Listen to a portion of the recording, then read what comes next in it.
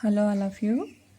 ఈరోజు క్లాస్లో goodwill valuation accounting treatment ఎలా ఉంటుంది అనేది చెప్పబోతున్నాను. Already we will discuss about different types of goodwill valuation methods. So మనకి గుడ్విల్ అనేది ఇంటాంజిబుల్ అసెట్, అది కంటికి కనిపించదు. అదేవిధంగా వాల్యూని ఫైండ్ అవుట్ చేయడం కూడా కష్టమైన విషయం అని చెప్పొచ్చు. ఎందుకంటే there is no market value. మనం ఆల్రెడీ స్టార్టింగ్ క్లాస్లో చెప్పుకున్నాం, fixed assets, current assets, tangible assets, intangible assets. Tangible అసెట్స్కి ఎప్పుడూ కూడా ఫిక్స్డ్ అసెట్స్కి కానీ ఒక మార్కెట్ వాల్యూ అనేది ఉంటుంది. సో ఎకనామిక్ కండిషన్స్ కానీ పొలిటికల్ కండిషన్స్ వల్ల కానీ ఎవ్రీ ఇయర్ చేంజెస్ అనేవి ఉండవచ్చు. అంటే ఇంక్రీజ్ అవుతూ ఉండడం కానీ లేదంటే డిక్రీజ్ అవుతూ ఉండడం కానీ జరగవచ్చు. వీటన్నిటినీ కూడా మనం ఫైనాన్షియల్ స్టేట్మెంట్లో మెయింటైన్ చేస్తూ ఉంటాం. కానీ ఇక్కడ మనం తీసుకున్న టాపిక్ గుడ్విల్ ఇంటాంజిబుల్ అసెట్. కాకపోతే ఈ ఇంటాంజిబుల్ అసెట్ ఎఫెక్ట్ అనేది టాంజిబుల్ అసెట్స్ మీద, అదేవిధంగా బిజినెస్ డెవలప్మెంట్ మీద చాలా మెయిన్ రోల్ ప్లే చేస్తుంది. ఈ గుడ్విల్ వాల్యుయేషన్ ఫైండ్ అవుట్ చేసుకోవడానికి కంపెనీస్ కానీ ఆర్గనైజేషన్స్ కానీ డిఫరెంట్ టైప్స్ ఆఫ్ ఫ్యాక్టర్స్ని బేస్గా తీసుకుని వాల్యూ ఫైండ్ అవుట్ చేసుకోవడం అనేది జరుగుతుంది. అంటే ఇది కరెక్టా కాదా అనేది చెప్పలేం, కానీ అంటే perfect accuracy value find out చేస్తున్నామా లేదా అనేది చెప్పలేం, కానీ ఇక్కడ ఫ్యాక్టర్ మీద డిపెండ్ అయి ఉంటుంది. సో అంటే ఆర్గనైజేషన్స్ ఎక్కువగా కంటిన్యూస్గా ప్రాఫిట్స్ గెయిన్ చేస్తూ ఉన్నారనుకోండి, దానికి అర్థం ఏంటంటే గుడ్విల్ అంటే ఆ కంపెనీకి మంచి పేరు ప్రతిష్టలు ఉండడం వల్ల కంపెనీ ఎప్పుడు కూడా ప్రాఫిట్స్తో రన్ అవుతుందని అర్థం. సో ప్రాఫిట్స్ని మనం బేస్గా తీసుకోవచ్చు. అలా కాకుండా యాక్చువల్గా ప్రాఫిట్స్ రావడానికి ఛాన్సెస్ ఉన్న బిజినెస్ చేస్తూ జనరల్గా అదే తరహా కంపెనీలు నార్మల్గా వచ్చే ప్రాఫిట్స్ ఉండొచ్చు. అంటే మనం ఎక్స్పెక్ట్ చేసిన దానికన్నా ఎక్కువ ప్రాఫిట్స్ రావచ్చు. దానికి కారణం కూడా గుడ్విల్ కావచ్చు. లేదు, ప్రాఫిట్స్ ఎక్కువ గెయిన్ చేయడం వల్ల మనకి కంపెనీలో క్యాపిటల్ అనేది ఇంక్రీజ్ అవుతూ ఉంటుంది. సో క్యాపిటల్ అలా ఇంక్రీజ్ అవుతూ ఉంటే కనుక నెక్స్ట్ ఫర్దర్గా మనం ఏ ట్రాన్సాక్షన్స్ చేయాలన్నా, బిజినెస్ని ఎక్స్పాండ్ చేయాలన్నా కూడా అవైలబుల్గా బ్యాలెన్స్ అనేది ఉంటుంది. సో ఈ విధంగా డిఫరెంట్ టైప్స్ ఆఫ్ ఫ్యాక్టర్స్ మీద ఈ గుడ్విల్ ఎఫెక్ట్ అనేది ఉంటుంది. కాబట్టి కంపెనీస్ కానీ ఆర్గనైజేషన్స్ కానీ నచ్చిన మెథడ్ని ఫాలో అవ్వచ్చు. It is only depends on management. అంటే ఏ పద్ధతి ప్రకారం గుడ్విల్ ఫైండ్ అవుట్ చేసుకోవాలి అనే దానికి పర్టికులర్ రూల్స్ అండ్ రెగ్యులేషన్స్ అంటూ లేవు. సో నచ్చిన మెథడ్ని చూస్ చేసుకుని ఆ విధంగా గుడ్విల్ ఫైండ్ అవుట్ చేసుకోవచ్చు. మనం ఇక్కడ తీసుకున్న ప్రాబ్లమ్ని చూస్తే కనుక మనకి 3 మెథడ్స్ ఆఫ్ గుడ్విల్ కాలిక్యులేషన్ అనేది ఈరోజు తెలుసుకోవచ్చు. ఫస్ట్ ఆఫ్ ఆల్ ఇక్కడ తీసుకున్న మెథడ్స్ యావరేజ్ ప్రాఫిట్ మెథడ్, అంటే మనకి ప్రాఫిట్స్ని బేస్గా తీసుకుంటున్నామని అర్థం. Next 3 years purchase of super profits, అంటే అదనపు లాభాలు అని పిలుస్తారు. అంటే super profit means excess of normal profit. అంటే నార్మల్గా వచ్చే ప్రాఫిట్ కన్నా వాళ్ళు ఎక్స్పెక్ట్ చేసిన దానికన్నా ఎక్కువ వస్తుంటే కనుక దానికి కారణం గుడ్విల్ అని చెప్పి ఫైండ్ అవుట్ చేసుకోవడం. అదేవిధంగా capitalisation of super profits. So super ప్రాఫిట్స్ని క్యాపిటలైజ్ చేయడం ద్వారా వచ్చిన వాల్యూని గుడ్విల్గా కన్సిడర్ చేయడం. ఈ 3 మెథడ్స్ ప్రకారం మనం తీసుకుందాము. ఈరోజు వాల్యుయేషన్ అనేది ఎలా అనేది తెలుసుకుందాము. దానికన్నా ముందు మనకి సరైన ఇన్ఫర్మేషన్ అనేది అవైలబుల్గా ఉందా అనేది ఒకసారి చెక్ చేసుకుందాం. The firm after providing for taxation. So అంటే పన్ను చెల్లించేశారు అని అర్థం. పన్ను చెల్లించిన తర్వాత for the first 5 years are 30,000, 35,000, 38,000, 42,500, 46,500. So మనకి టోటల్గా 5 years ప్రాఫిట్స్ అనేది ఇవ్వడం జరిగింది. సో దాన్ని బేస్ చేసుకుని మనం యావరేజ్ ఫైండ్ అవుట్ చేసుకోవడానికి ఇన్ఫర్మేషన్ అవైలబుల్గా ఉంది. Next, with a capital of ₹3 lakhs, మొత్తం మూలధనం 3 లక్షల రూపాయలు. The normal rate of return is 10%. అంటే సాధారణంగా ఈ 3 లక్షల రూపాయల మీద 10% లాభాన్ని గెయిన్ చేయడానికి ఛాన్సెస్ ఉన్నాయని అర్థం. సో దీన్ని మనం నార్మల్ ప్రాఫిట్ అని పిలుస్తాము. ఇది 10% కన్నా ఎక్సెస్ ఏదైతే వచ్చిందో దాన్ని మనం సూపర్ ప్రాఫిట్గా తీసుకోవడం జరుగుతుంది. Calculate the value of good will of the firm following methods. మనం ఇక్కడ తీసుకునే మెథడ్స్లో గుడ్ విల్ ఫైండ్ అవుట్ చేయడం ఎలా అన్నది ఇప్పుడు చూద్దాం. డిఫరెంట్ టైప్స్ ఆఫ్ మెథడ్స్లో మనం గుడ్ విల్ ఫైండ్ అవుట్ చేయడానికి డిఫరెంట్ టైప్స్ ఆఫ్ ప్రిన్సిపల్స్ని కూడా మనం అప్లై చేసుకోవాలి. So first, average profit method.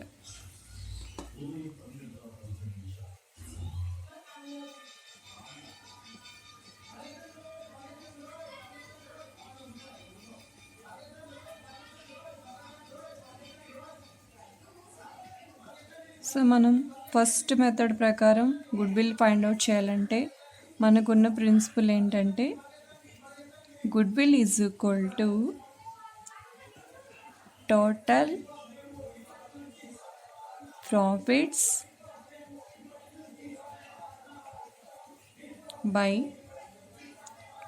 Total number of years. మొత్తం ప్రాఫిట్స్ని మొత్తం ఎన్ని సంవత్సరాలుగా తీసుకున్నామో అన్ని సంవత్సరాలతో డివైడ్ చేయడం వల్ల మనకి యావరేజ్ ప్రాఫిట్ అనేది వస్తుంది. సో దాన్నే గుడ్ విల్గా కన్సిడర్ చేయమని చెప్తున్నారు. సో నేను ఇక్కడ ప్రిన్సిపల్ పర్టికులర్గా బ్లాక్ కలర్లో మెన్షన్ చేస్తూ చెప్తున్నాను. సో ఇప్పుడు మనం దీని ప్రకారం వాల్యూస్ వేసుకుందాం.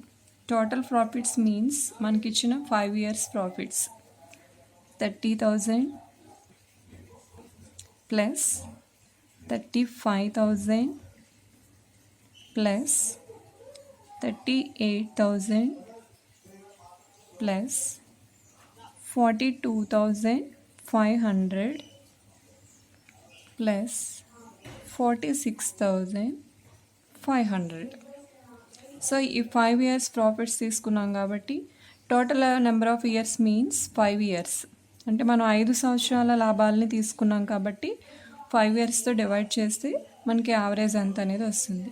సో ఇక్కడ మనకి ఈ 5 years టోటల్గా ఫైండ్ అవుట్ చేసుకుంటే కనుక వాల్యూ 1,92,000 రూపీస్. మొత్తం ప్రాఫిట్ వచ్చి 1,92,000 రూపాయలు బై 5 ఈజ్ ఈక్వల్ టు 38,400 అనేది యావరేజ్.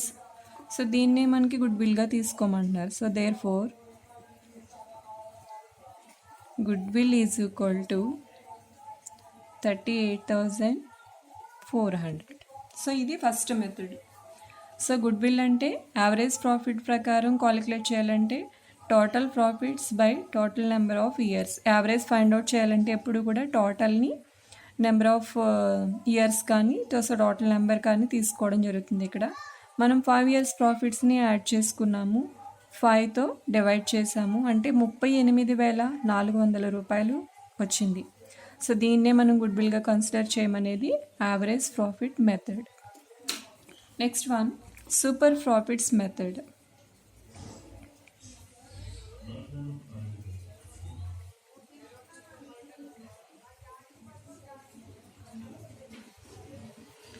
మనకి ఇక్కడ సూపర్ ప్రాఫిట్స్ మెథడ్ ప్రకారం గుడ్ విల్ ఫైండ్ అవుట్ చేయాలంటే మనం ముందుగా సూపర్ ప్రాఫిట్ని ఫైండ్ అవుట్ చేసుకోవాలి.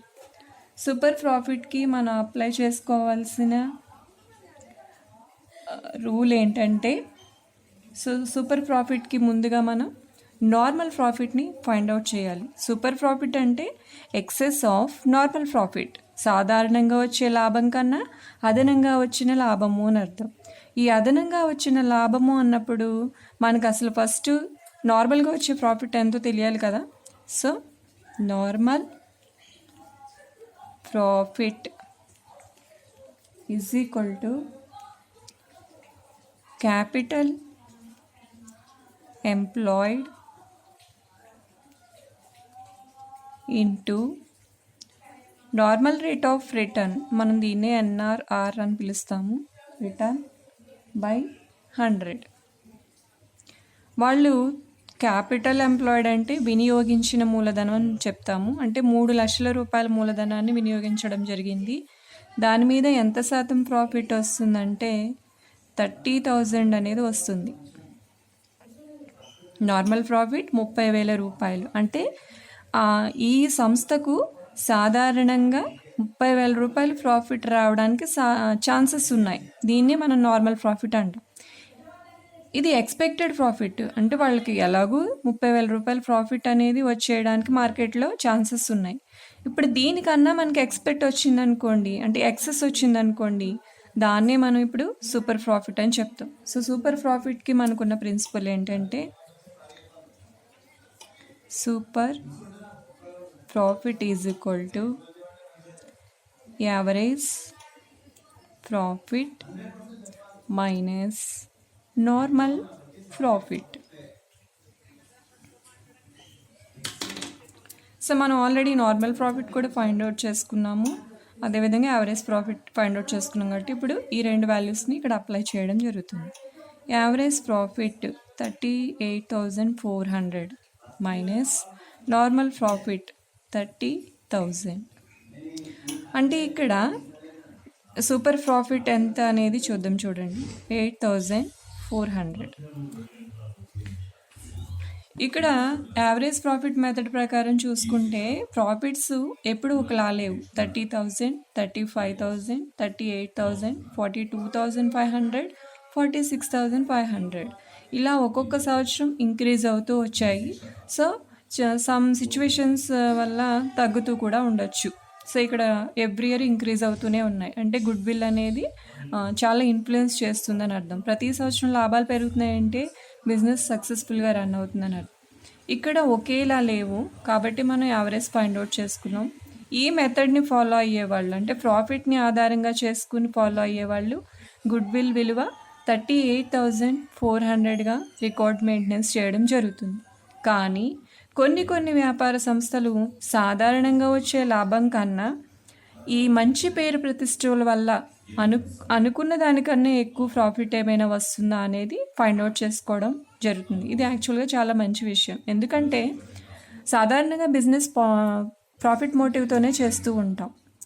కొన్ని రకాల బిజినెసెస్కి సిచ్యువేషన్స్ ఎలా ఉన్నప్పటికీ కూడా కూల్గా రన్ అవుతూ నార్మల్ ప్రాఫిట్స్ ఎప్పుడూ వచ్చేలాగా వస్తూ ఉంటాయి. అవి చాలా సర్వసాధారణం. అవి కాకుండా అంటే వాళ్ళు ఎక్స్పెక్ట్ చేసిన దానికన్నా ఎక్కువ వస్తుందంటే దానికి కారణం ఏంటంటే ఆ సంస్థకి మంచి పేరు ప్రతిష్టలు ఉన్నాయని అర్థం.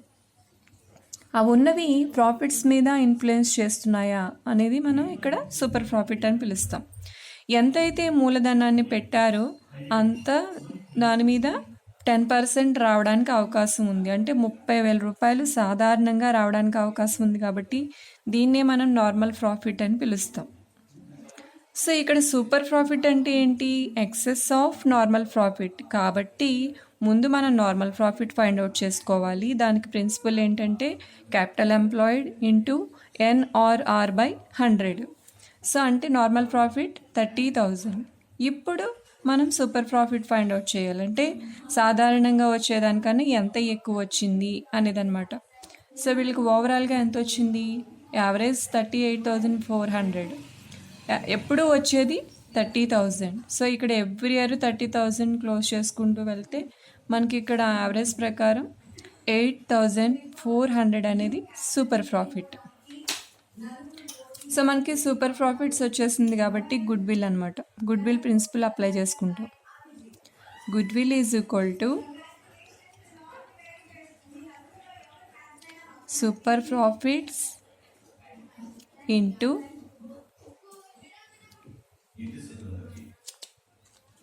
మనకి ఇక్కడ ఎన్ని ఇయర్స్ బేస్గా చెప్పారన్నది కూడా చూసుకోవాలి. మళ్ళీ ఒకసారి చూపిస్తున్నాను. 3 years purchase of super profits. మనం సూపర్ ప్రాఫిట్ ఫైండ్ అవుట్ చేసాం.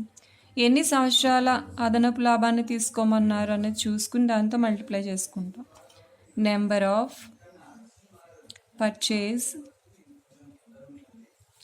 ఇయర్స్. ఓకే, అంటే మనం సూపర్ ప్రాఫిట్ 8,400 వచ్చింది ఇంటూ ఎన్ని సంవత్సరాలు తీసుకోమన్నారు? 3 సంవత్సరాలు. 3 సంవత్సరాల అదనపు లాభాన్ని గుడ్ విల్గా ఫైండ్ అవుట్ చేయమన్నారు. అంటే 25,200 రూపీస్ అనేది ఈ మెథడ్ ప్రకారం good will. Average profit method ప్రకారం చూసుకుంటే 38,400. సూపర్ ప్రాఫిట్ మెథడ్ ప్రకారం చూస్తే 25,200. సో అంటే ఈ మెథడ్ వాల్యుయేషన్కి డిఫరెన్స్ అనేది ఉందన్నమాట. సో ఇక్కడ ఏ మెథడ్ తీసుకోవాలనేది ఆర్గనైజేషన్ డెసిషన్ అనేది ఉంటుంది. వాళ్ళకి నచ్చిన మెథడ్ని వాళ్ళు ఫాలో అవ్వడం జరుగుతుంది. And finally capitalisation of super profits. Capitalization of super profits method.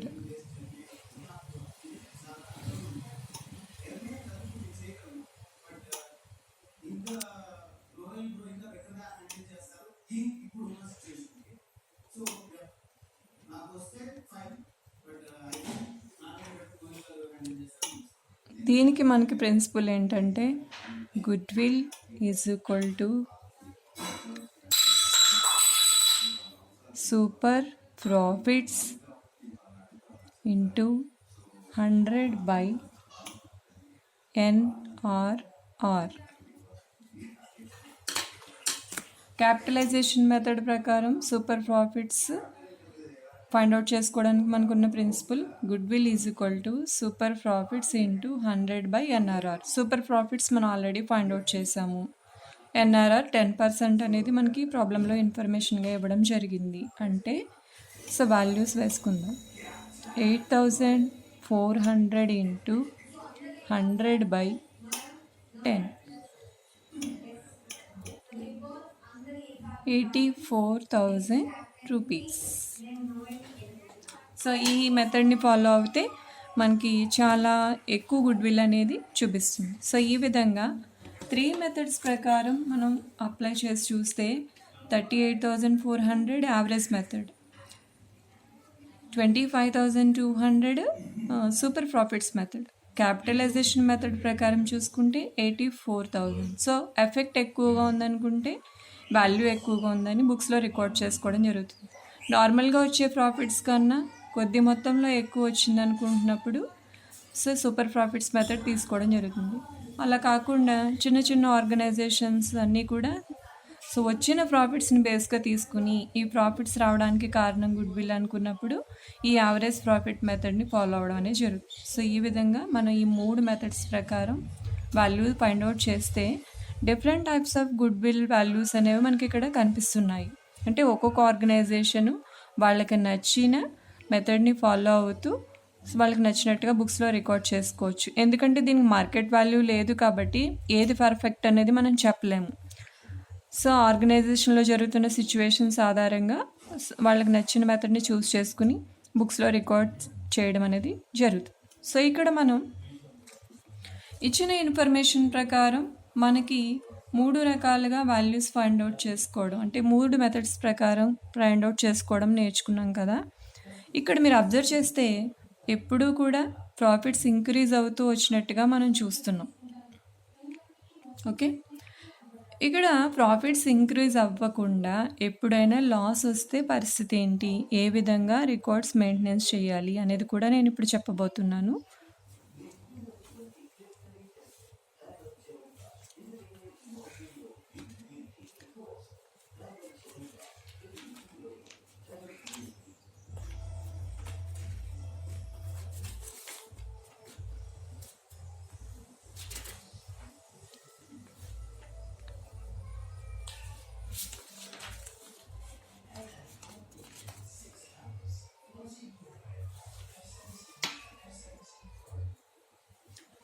So Telugu medium స్టూడెంట్స్కి కూడా అర్థం అవ్వాలనే ఉద్దేశంతో ఈ ప్రాబ్లమ్ని నేను తెలుగు మీడియంలో చూపిస్తున్నాను.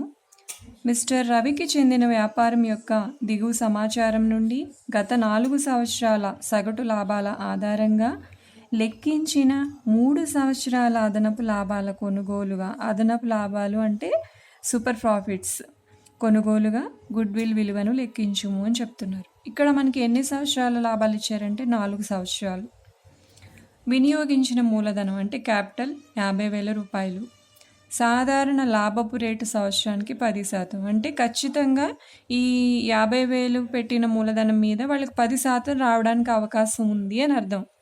అది కాకుండా మనకి ఎక్సెస్ ఎంత వచ్చిందో ఫైండ్ అవుట్ చేసుకుంటాం. ఇక్కడ ఉన్న మనకి ఇన్ఫర్మేషన్ జాగ్రత్తగా చూడండి. 2004లో 15,000 ప్రాఫిట్ వచ్చింది. 2005లో 18,000 ప్రాఫిట్ వచ్చింది. 2006లో 2,000 లాస్. మనం లాస్ట్ సమ్లో ఇందాక చెప్పిన సమ్లో లాస్ అనే టాపిక్ లేదు అక్కడ. మనం 5 సంవత్సరాలు లాభాలనే తీసుకున్నాం. ఇప్పుడు ఒక 2 సంవత్సరాల లాభం, మధ్యలో ఒక సంవత్సరంలో నష్టం వచ్చింది. మళ్ళీ తరువాత చాలా వేరియేషన్ ఉంది చూడండి. 22,000 ప్రాఫిట్ వచ్చింది. ఈ విధంగా ఇన్ఫర్మేషన్ ఉంటే మనం గుడ్ విల్ ఫైండ్ అవుట్ చేసేటప్పుడు ఏ విధంగా చేయాలనేది ఇప్పుడు చెప్తాను.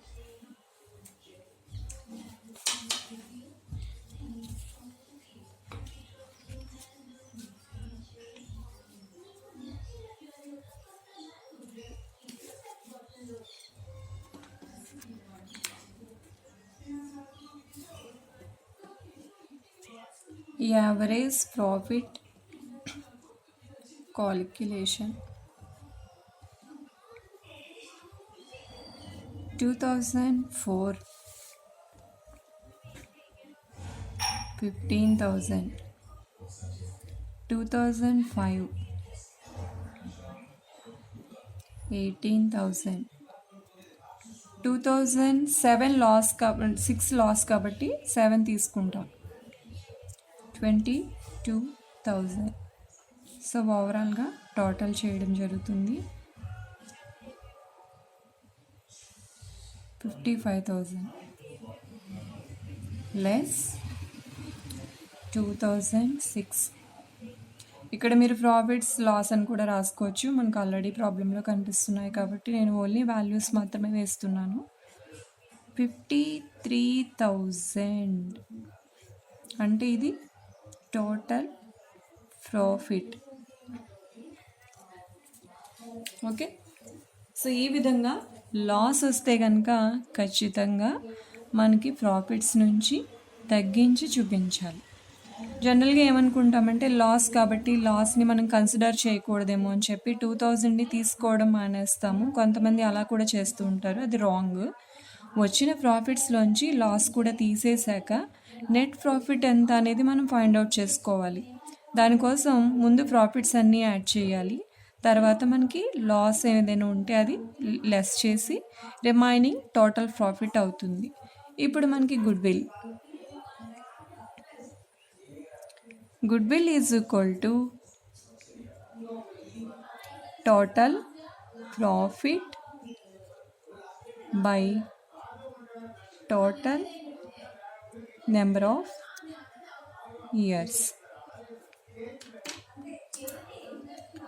మనకి టోటల్ ప్రాఫిట్ వచ్చి 53,000. అదేవిధంగా total number of years means 4 years. మనకి ఒక సంవత్సరం లాస్ వచ్చింది కదా, 3 సంవత్సరాలు అన్నట్టుగా మనం ఫీల్ అయి చేసామంటే అది కూడా రాంగ్ అవుతుంది. ఇక్కడ మనం ఒకసారి లాస్ వచ్చినా కూడా ఆ లాస్ని తీసేసి 4 సంవత్సరాలకి టోటల్గా 53,000 ప్రాఫిట్ అని ఫైండ్ అవుట్ చేసాం కాబట్టి మనం ఇక్కడ 4 చూపించుకోవాలి.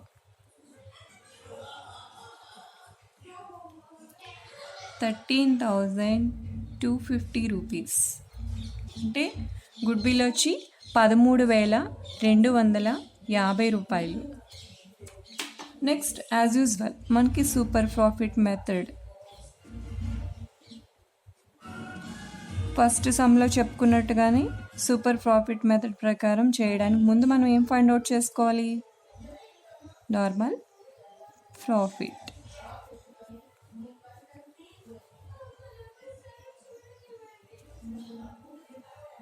Capital employed into NRR by 100. Capital employed means మనకి మూలధనం 50,000 ఇంటూ NRR 10%. అంటే నార్మల్గా 10% ప్రాఫిట్ రావడానికి ఛాన్సెస్ ఉన్నాయన్నమాట. అంటే ఖచ్చితంగా ఆ సంస్థకి 5,000 రూపాయలు ప్రాఫిట్ రావడానికి ఛాన్స్ ఉంది. దాన్నే మనం నార్మల్ ప్రాఫిట్ అంటాం.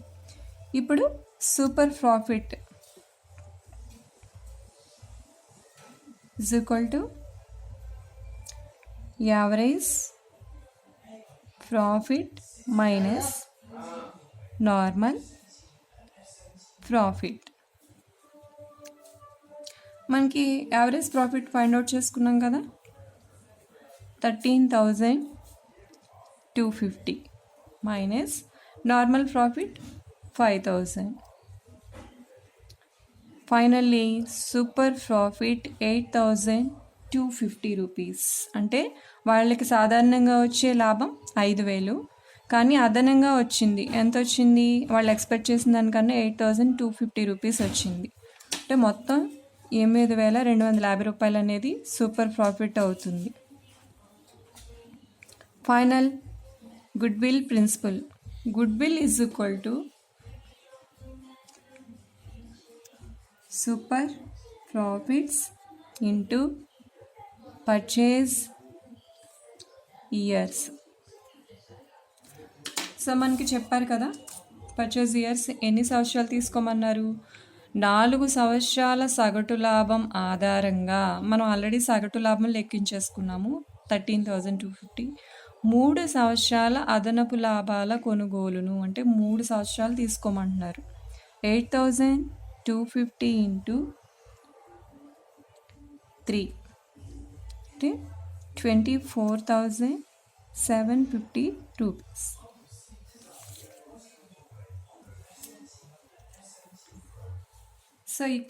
సో అంటే మనం ఇందాక చెప్పుకున్న సమ్లో అన్నీ అంటే 5 సంవత్సరాలకి లాభాలే వచ్చాయి. ఆ లాభాలన్నింటినీ టోటల్ చేసేసుకుని చాలా ఈజీగా యావరేజ్ని ఫైండ్ అవుట్ చేసేస్తాం. కానీ ఇక్కడ వచ్చి 1 సంవత్సరానికి లాస్ వచ్చింది కాబట్టి ముందుగా మనం ప్రాఫిట్స్ అన్నిటినీ యాడ్ చేసుకోవాలి. తర్వాత ఏ సంవత్సరంలో అయితే లాస్ వచ్చిందో ఆ లాస్ని తీసేసి రిమైనింగ్ బ్యాలెన్స్ని మనం టోటల్ ప్రాఫిట్గా కన్సిడర్ చేయాలి. టోటల్ ప్రాఫిట్ అంటే 4 సంవత్సరాలకి. జనరల్గా మనం ఇక్కడ 1 సంవత్సరం లాస్ వచ్చింది, మిగిలిన 3 సంవత్సరాల్లో లాభం వచ్చింది. కానీ ఇక్కడ ఇంక ఈ లాస్ని తీసేసాం కాబట్టి వాళ్ళకి ఆ 4 సంవత్సరాలకి వచ్చిన మొత్తం లాభం ఎంత అంటే 53,000 రూపీస్. సో ఇక్కడ మనం ప్రిన్సిపల్ అప్లై చేసుకున్నప్పుడు 3 చూపించకూడదు, 4గానే చూపించాలి. సో టోటల్ 4 ఇయర్స్కి వచ్చిన profit 53,000. So good will average profit method ప్రకారం మనకి ప్రిన్సిపల్ ఏంటంటే total profit by total number of years. మొత్తం 53,000 రూపాయల లాభం బై 4 అంటే యావరేజ్ ప్రాఫిట్ ప్రకారం గుడ్ విల్ 13,250 రూపాయలు. ఇదే యావరేజ్ ప్రాఫిట్, ఇదే గుడ్ విల్ కూడా. మనకి ఇక్కడ ఒక్కొక్కసారి యావరేజ్ ప్రాఫిట్ని పర్చేజ్ ఇయర్స్ కింద ఇస్తారు. అంటే ఇక్కడ ఎలా అయితే ఇంటూ 3 అని 2 అని అలా చెప్తున్నారో అక్కడ కూడా ఇలా ఇవ్వచ్చు. అప్పుడు మనం మళ్ళీ దీంతో ఇంటూ 2 కానీ 3 కానీ వేసుకుంటాం. సో మనకి ఇక్కడ అలా ఏం లేదు, యావరేజ్ ప్రాఫిట్ని గుడ్ విల్గా తీసుకోమన్నారు కాబట్టి సో గుడ్ విల్ 13,250. తర్వాత సూపర్ ప్రాఫిట్ కోసం మనం ముందు నార్మల్ ప్రాఫిట్ ఫైండ్ అవుట్ చేయాలి. Capital employed into NRR by 100. Capital employed means capital 50,000. వాళ్ళు 50,000 రూపాయల మూలధనాన్ని వినియోగించారు. దాంట్లో 10% లాభం వచ్చేయడానికి అవకాశం ఉంది. దాన్ని నార్మల్ ప్రాఫిట్ అని చెప్తాం. నార్మల్ ప్రాఫిట్ ఫైండ్ అవుట్ చేసుకున్న తర్వాత సూపర్ ప్రాఫిట్ ఫైండ్ అవుట్ చేయాలి. Average profit minus normal profit 13,250 రూపాయలలోంచి 5,000 రూపాయలు తీసేస్తే వచ్చేదే సూపర్ ప్రాఫిట్. సో మనం ఈ రెండింటిని ఫైండ్ అవుట్ చేసుకున్నాం కాబట్టి ఇప్పుడు గుడ్ విల్ ప్రిన్సిపల్ అప్లై చేస్తాం. Super profits into purchase years. Super profit means 8,250 into 3 years purchase అన్నారు కాబట్టి ఇంటూ 3. 2 ఇయర్స్ పర్చేజ్ అంటే 2. ఆ విధంగా అక్కడ ఇచ్చిన ఇన్ఫర్మేషన్ ప్రకారం మనం రికార్డ్ చేస్తాం. ఓవరాల్గా ఫైనల్ గుడ్ విల్ వాల్యూ 24,750. అంటే ఇక్కడ మనకి యావరేజ్ ప్రాఫిట్ మెథడ్ ప్రకారం చూసుకుంటే 13,250 వచ్చింది. అదే మనకి సూపర్ ప్రాఫిట్ మెథడ్ ప్రకారం చూసుకుంటే 24,750 వచ్చింది. సో ఈ విధంగా గుడ్ విల్ ఫైండ్ అవుట్ చేసుకోవడానికి డిఫరెంట్ టైప్స్ ఆఫ్ మెథడ్స్ని ఫాలో అవ్వచ్చు. అదేవిధంగా ఇక్కడ క్యాపిటలైజేషన్ మెథడ్ కూడా చేయొచ్చు. మనకి ఇక్కడ ఇన్ఫర్మేషన్లో ఏం అడగలేదు కాబట్టి నో ప్రాబ్లం. సో అడిగితే చేయడం అనేది జరుగుతుంది. ఫస్ట్ సమ్లో మనం 3 మెథడ్స్ ఫైండ్ అవుట్ చేసాం, ఇక్కడ 2 మెథడ్స్ ప్రకారం చేసాం. ఇచ్చిన ఇన్ఫర్మేషన్ ఎలా ఉందనే చూసుకుంటాం అనమాట. అంటే మనకి ఇక్కడ చూస్తే 4 ఇయర్స్ ఇన్ఫర్మేషన్ ఉంది, కానీ అక్కడ ఒకటి లాస్ ఉంది. అదే ఫస్ట్ సమ్లో తీసుకుంటే 5 ఇయర్స్ ఇన్ఫర్మేషన్ ఉంది, 5 ఇయర్స్ కూడా కంటిన్యూస్గా ప్రాఫిట్స్ అనేవి చూసాం. ఈ విధంగా ఇన్ఫర్మేషన్ని బేస్ చేసుకుని మనం ఏ మెథడ్ని ఫాలో అవ్వాలనేది అక్కడ చెప్పొచ్చు, లేదా ఆ ఇన్ఫర్మేషన్ బేస్ చేసుకుని మనం డిఫరెంట్ టైప్స్ ఆఫ్ మెథడ్స్లో మనం గుడ్ విల్ ఫైండ్ అవుట్ చేసుకోవచ్చు. ఏ మెథడ్ని ఫాలో అవ్వాలనేది ఖచ్చితంగా ఆర్గనైజేషన్ యొక్క ఓన్ డెసిషన్ మీద డిపెండ్ అయి ఉంటుంది. ఎటువంటి రూల్స్ రెగ్యులేషన్స్ అనేవి లేవు. ఎందుకంటే ఇది ఇంటాంజిబుల్ అసెట్ కాబట్టి ఎవరికి వీలుగా ఉన్నంత వరకు వాళ్ళకి నచ్చిన మెథడ్ని ఫాలో అవుతూ రికార్డ్స్ మెయింటెనెన్స్ అనేది చేసుకోవడం జరుగుతుంది. సో మీకు ఈ క్లాస్ అర్థమైందని ఎక్స్పెక్ట్ చేస్తున్నాను. ఈ 2 సమ్స్కి వేరియేషన్ అబ్జర్వ్ చేస్తే కనుక గుడ్ విల్ని మీరు చాలా ఈజీగా ఫైండ్ అవుట్ చేయడం అనేది తెలుసుకోగలుగుతారు. Thank you.